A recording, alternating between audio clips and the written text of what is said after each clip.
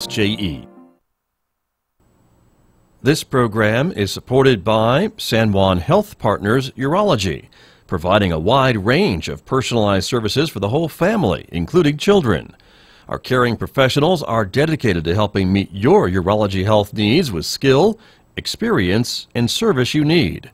For a complete listing of our services and to learn more, visit sanjuanhealthpartners.com or call 505-609-6300. San Juan Health Partners Urology, a division of San Juan Regional Medical Center.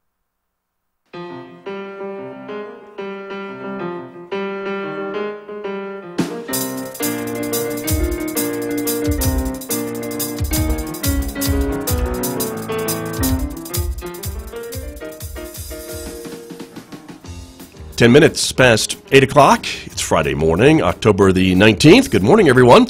I'm Scott Michlin. Thank you for tuning in to KSJE 90.9 FM and 90.9 HD.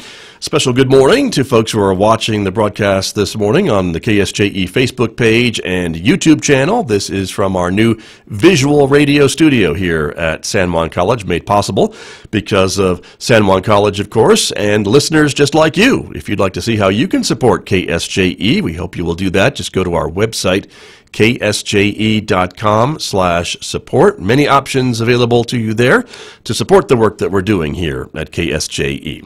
That being said, let me talk a little bit about what's coming up today here on the radio. Beginning at 8 o'clock in just the next few moments here, my guest, Warren Unsicker, is going to be here. He is, of course, the new Economic Development Director with the city of Farmington.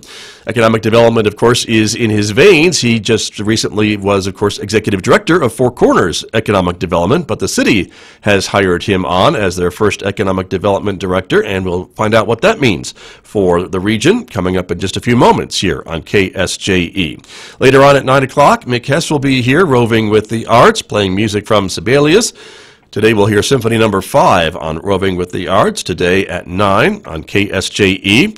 Also, don't forget, at noon, it is our Friday Spotlight program, a chance when we can revisit an important topic in the community. That is today at noon here on KSJE. And at 12:30, it is our storytelling program that we produce in cooperation with the Farmington Public Library, Cuentos Hana in Tales. More storytelling for you coming up today at 12:30 right here on KSJE. And of course, you can always check out our program schedule by going to our website. That's at ksje.com. We have lots of resources there, of course. It's also where you'll find our regional events calendar, and taking a look for folks who are watching this morning, we can kind of show you what the regional events calendar looks like and all the events that we've compiled there. Don't forget, tomorrow night, it's the 5th annual San Juan County's Got Talent show here at San Juan College, of course. It is a fundraiser for the San Juan County Partnership. We hope you will join us for that event. Lots of great talent right from our community tomorrow evening here at San Juan College. Also, a program at Aztec Ruins National Monument later on today. Hope you'll check that out as well. International Archaeology Day at Chaco Culture National Historic Park. The Fun Fall Festival also happening in Bloomfield on October 20th, and Oktoberfest happening tomorrow as well, and that benefits Sexual Assault Services of Northwest New Mexico. Certainly plenty to see and do here in the region, that is for sure.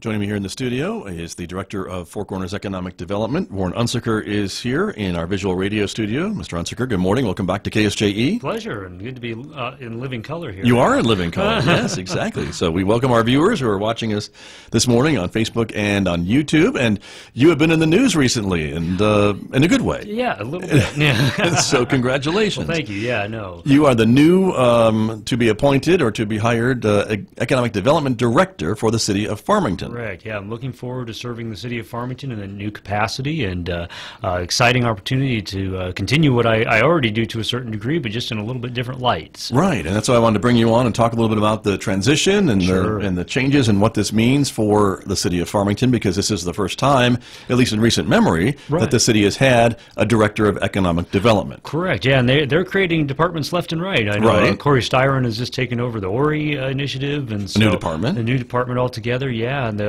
so no, the city is doubling down on diversification, community development, and really making a big splash to try and do everything it can to add some vitality to the economy and some diversification to its base. And that is to be noted, I think, because again, and we were talking just before we came on the air this morning, there are this country is scattered with other communities that may not have done that in time or may not have done it at all. Sure. And their remains are there to be driven through and around and things like that because of the changing economic climate. I don't mean it's anything they did on purpose, but they didn't take advantage of these opportunities. Right. And so, no, I mean, I don't have a direct one-to-one correlation that I can point to, but it is something where, sometimes you do have to take risks to make the big changes that need to be done in order to stay relevant and present as an economic driver. So, and diversification is one of those key factors. And so, I even know in where I most recently came from, Broken Arrow, they did a significant tax increment financing district, I think to the tune of $14 million when all was said and done, in order to save one of their major employers. I think it was 800 employees. And I think just in time before the next oil crash, because they, just like here, oil and gas is a big thing there in the Tulsa area. Sure. But they have some aerospace, and this business was an aerospace business, and that oscillates separate from. Right. And so it was a good kind of gamble to say, hey, yeah, we're going to go out on a limb and incentivize this group to stay here.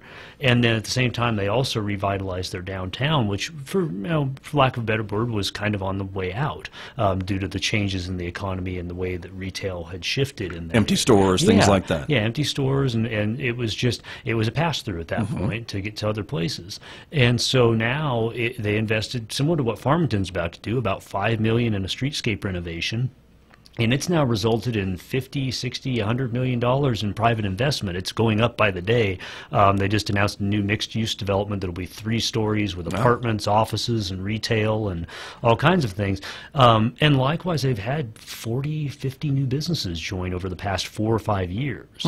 And so, you never know what's going to happen, but unless you take those risks, sometimes you don't get the reward. And so that's I think what the city of Farmington seems to be positioning itself to do is to be bold and take some risks. And again, it's all in reaction to, I think, these changing economic landscape. Is that the oil and gas industry? Well, it's been a great resource and a great provider for a lot of things that we enjoy here in this community. Has not continued maybe on the same pace of growth as it has in years past. It's maybe kind of leveled off a little bit, or not in a small decline. And the coal plants and the coal mines and things like that, their days may be numbered. And so I think the city's looking ahead at what's next. What do we do to remain viable, to remain an economic center of this region? Well, and even as we sit there at Forsyth looking at the changes in the energy industry, even though oil and gas are on the rise right now, they're coming back to a certain degree, especially oil. Right. Gas not as much at the moment,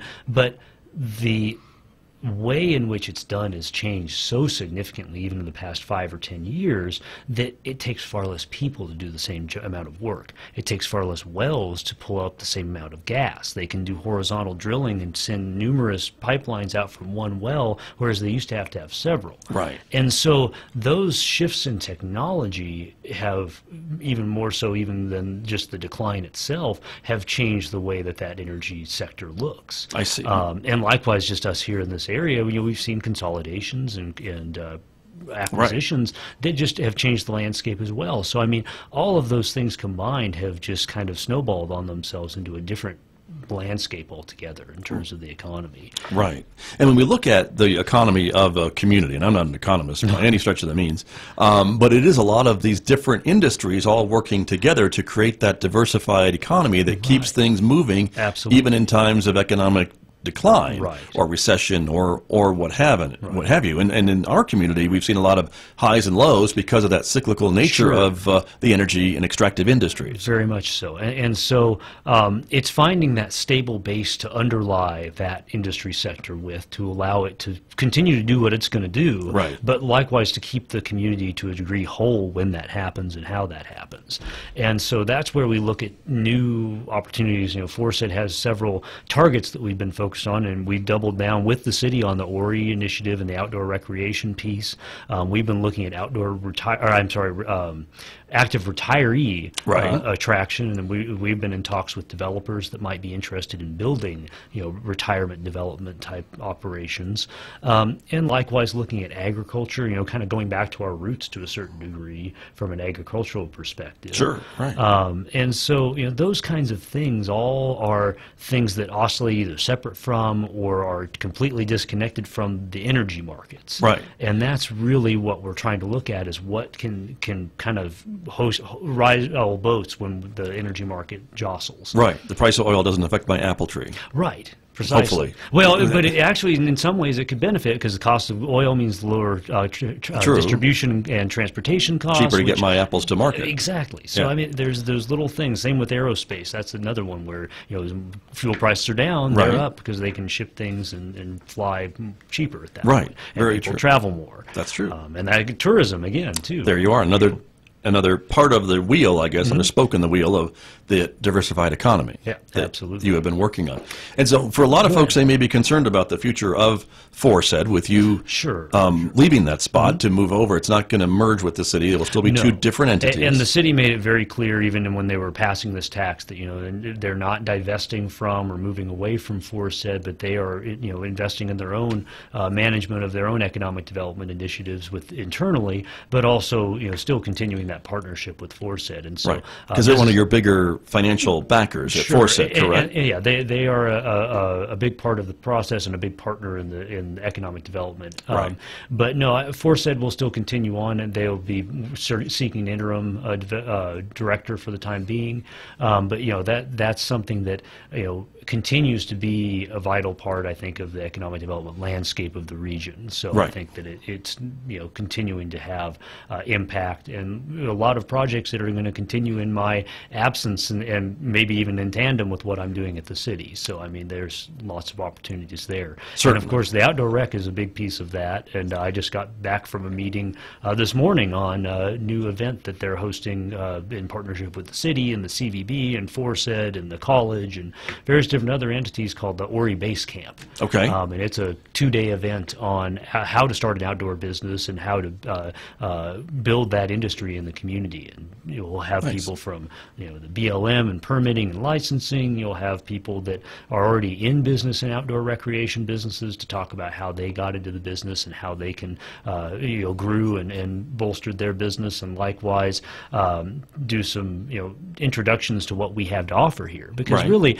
when it all comes down to it, we're trying to build a package of amenities here that are attractive to outdoor businesses, and we want to make sure we showcase that and show them off and show them that, like, look at all the trails, look at the downtown that's about to be renovated, look at the maker space that's just about to open, all these various different pieces of the puzzle that they can utilize to help start and kickstart their business in the outdoor sphere. Exciting. And this is coming up In when? February, Okay. the beginning of February. So we'll be having more details to come, but tentatively Very it's good. the 1st and 2nd of February. Good to know. And again, there are a lot of folks, I think, that are thinking about these opportunities. Yeah. And sometimes when you live in a place, it's hard to kind of remind yourself of those opportunities. Yeah, A lot of yeah. people that live in New York City, they don't go to the Statue of Liberty. They Right. don't do Absolutely. the Staten Island Ferry and those types of things. And so when you live in an area, you sometimes forget all those qualities and all those positive things that you have literally in your backyard. Yeah, and it's funny because, I mean, when we moved here, we went out and we started doing things, going to the Sure, Vista and right. going to Angel Peak and all these various different things.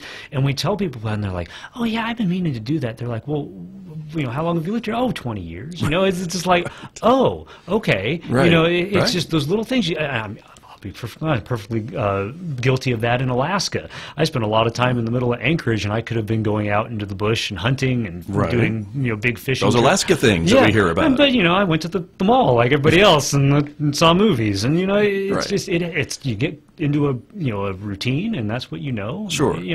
But we've had more people visit us here than we ever did in Tulsa when we lived there. People, our friends from all over the nation, come drive or fly and come and say, hey, yeah, can we use your spare bedroom and use it as a taking off point to go Right. do some cool Oh, stuff? nice. And we take them out and do things. And so we have a unique offering here that I think we sometimes take for granted to a certain degree, or just take advantage of and don't think anything of it, and just, Right. enjoy it thoroughly and don't pass the wealth along, so to speak. But these classes are designed, I guess, to maybe extrapolate on that and say, instead of just having your cousin and their family from wherever come visit, how about thinking about a bus tour of 50 people? Yeah, absolutely. And likewise, taking advantage of hobbies that you may have been doing for eons and that you never thought to capitalize on. Right. To take those skills and that knowledge base that you've developed over the years of going out on all the trails and, you know, being able to navigate the things safely and, and showing other people how to do that and, you know, making some money off of it, creating a new industry sector at the same time. So, you know, those are the types of things that I think we're trying to encourage people to take a closer look at and think broadly about, and you know that includes supporting things, you know, whether it's outdoor vendors and you know mobile vendors and things like that, or just a shop on Main Street that sells outdoor clothing. I mean, it's so broad and so varied that what you could be doing, or even producing the products themselves, you know, as a manufacturer. And diversifying, if you're an existing manufacturer, diversifying into some of those new markets. So very true. When we talked about that, I know before as well, and there are great examples of companies who are here doing some of these things, but there's room for more is the message. Absolutely, yeah, exactly. And that's the key point, is to show that there's ample space for expansion in that realm in various different market or areas. And so, but yeah, and you know, talking about diversification, having that stable base, we're blessed that the retail base here actually does serve as almost a base industry. It's not now it does, right? It's built up to be that. Yeah, you know, that's not usual, but because we're so central to so many other outside communities, we're really the closest, biggest retail base to go to. Right. It does bring outside dollars in, and that's really the definition of a base industry, is it's bringing dollars from the outside and importing it into the community, and so it creates more of that wealth factor there. Sure, and that certainly helps the city of Farmington, but for the other communities, they're not quite a part of that. Well, and to a degree, yes and no, and it depends, I guess, on where you're headed to. Right. So if you're heading off to Durango, you might be stopping off in Aztec Main Street and grabbing something, or even you know, going out to go fly fishing. You may be in Bloomfield and you know, stopping by there on your way to go out to Navajo Dam or to wherever else. You know, I think that it's all interconnected and all does play into that. True. It's just a matter of capitalizing again on those key factors. But certainly when you look at gross receipts, Farmington gets the lion's share. Sure. Absolutely. And that is the destination for some folks. Now, you're right. If they do stop by in Kirtland or in Bloomfield or in Aztec on their way to or from something else, all the better. Yeah, absolutely. And that's kind of what we're talking about. Yeah. My guest this morning, Warren Unsicker, is here with me. He is the Director of Four Corners Economic Development, but he will soon be the new Economic Development Director for the city of Farmington. And is there a start date for this new job? It'd be sometime in early November. So okay, so in a few weeks, yes, basically. And in the meantime, then FORSED, the Four Corners Economic Development Board of Directors, will, I guess, take up the job of looking for your replacement and appointing an interim director. Yeah, absolutely, yeah. And that's the plan. And you plan to work with that individual, I guess, moving forward, I'm correct? Sure, yeah. And it'll be I'll be over at the city, but I'll still, you know, be, you know, a knowledge base and you know, kind of that brain trust that doesn't just disappear into the night. So. Right.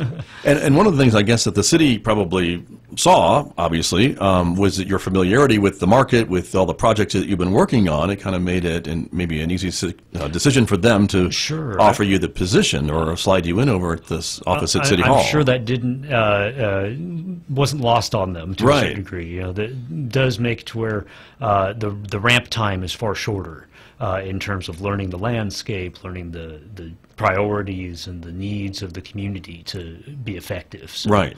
And listeners and viewers may be wondering, well, why is this all happening all of a sudden? And that really goes back to the step that the City Council made to approve this additional gross receipts taxes to provide this additional revenue. And some of that, not all of it, but some of it was earmarked for specific economic development purposes, and this is where we're talking about. Right, exactly. So the city passed the 5/8 increase back in August, and so with that, you know, they are looking to find how do we now move from here. You know, and the citizens and the council are both very concerned to make sure that it is, you know, utilized to its highest potential.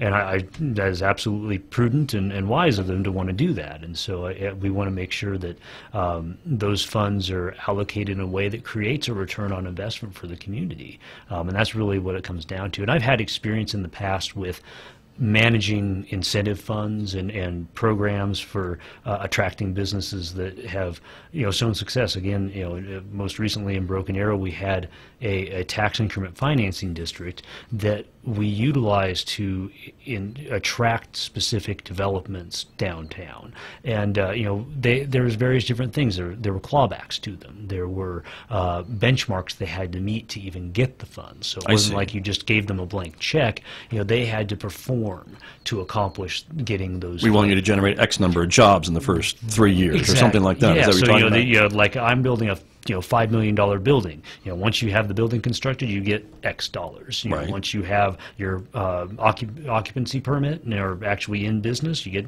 this. Once you have hired on this many staff, you get this. It's kind of all performance based and not just like, oh yeah, here's a blank check. Right. Go forth and be prosperous. And the same thing with looking at the projects and vetting them based on how much are they investing in the community, what types and quality of jobs are they creating, and all those various different things. So all those things will have to be looked at, I'm sure, as the city progresses to determine how and where these funds are implemented to their highest impact. Sure. And I know, though, that I think the city and probably the community will want some kind of report back on what's being done and how's it going, and some of these things don't always happen overnight, as you've been telling me in our conversations from the Forset perspective. Sure. It takes a while, right? It does, and so obviously there's always near-term wins and long-term projects, and so it'll be interesting to see how it all pans out. And of course, there's no guarantees in any of these projects. You have to, again, take some risks, but I think that we've got a community that is keen to find ways to make steps however they can to attract the types of businesses we need here, and continuing, of course, to protect the businesses we already have. That's the key, too. That's important, right? Is to, again, encourage the existing businesses to stay and maybe expand and help them to succeed, and also attracting these new businesses or encouraging other local folks to think outside the box and come up with some of these new opportunities. Right. And so, yeah, it's ongoing work, and like I think I mentioned even in the press release, there's ongoing projects even at Forset that are kind of getting closer to that execution point. Right. Finally, like I say, it takes time to get to there. That won't be left to the wayside in this process. So I mean, they'll be continued to either be worked on by in partnership with me and Forset, or with Forset taking the reins at that point. So. There's a lot of work that goes on behind the scenes to get these things to the execution point and to the negotiations to the point where they're ready to make decisions. Right. Almost seems like a parent. You don't really want to let your child walk on their own until you're sure they're not going to fall down. Yeah, to a certain degree. And likewise, too, the businesses are very, keep things close to the vest until they're ready to execute. Right. Because deals like that, too, fall apart all the time, and no fault of communities or anything else, but market trends change. And businesses change trajectory and things happen. So you have to kind of be nimble and ready to act on those things and work with them. So my guest this morning, Warren Unsicker, is here with Four Corners Economic Development. Mr. Unsicker, we're going to take a short break. When we come back, I want to ask you about a local business that has another deal that has now been announced, I think, to great fanfare and hopeful success. And we'll talk about that in just a moment when we come back. In just a moment here on KSJE.